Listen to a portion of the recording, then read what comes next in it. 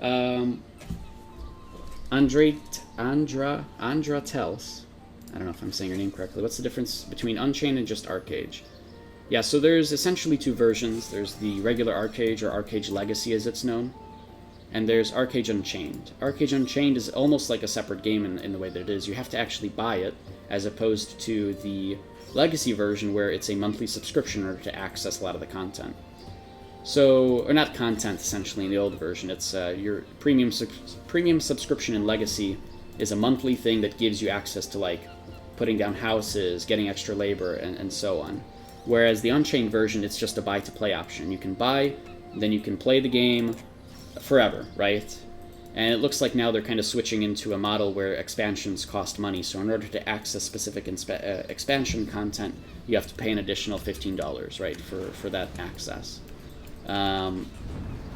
Which, I mean, a lot of people are screaming about, but it's not anything like, you know, the $60 you see in other expansions. So I think we're okay. So that's the main difference, is that there's a buy-to-play versus a free-to-play. You can play Legacy right now today, you just log in and start playing. Whereas you have to pay a subscription to actually get stuff that's extra, or be able to access all the content. In Archeage Unchained, you just pay once and you're good. And plus, Archeage Unchained is nice because we have this Battle Pass kind of system known as the Arc Pass. And the Arc Pass is just anybody gains stuff for playing, essentially. There's no actual pay-to-win elements to this Arc Pass, but you can also pay for premium on the Arc Pass for just extra cosmetics if you want to use real-life cash for extra cosmetics and stuff. That's mostly what that's for. So there's a lot of things to it. The Arc Pass is really nice because the coin, the currency you get from it, you can use to kind of help catch you up to other players quite nicely. So there's some catch-up mechanics just there itself. Yeah, plus in the old version of...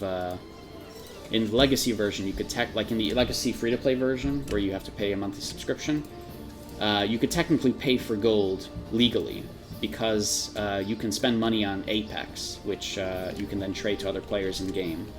So it's more of a... people essentially call it a pay-to-win version of Archeage, versus Unchained, which is more recent, and Gamigo's attempt to make the game more fair to people.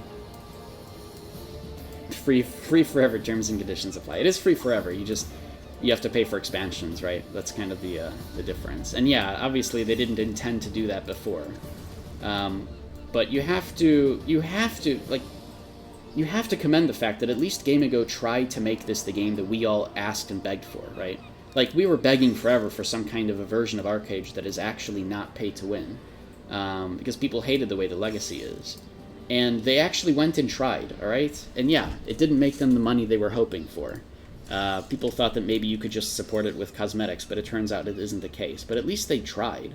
I've been in MMO development companies. I understand how game development works. The fact that they even tried at all is ridiculous, because that is a huge cost to them.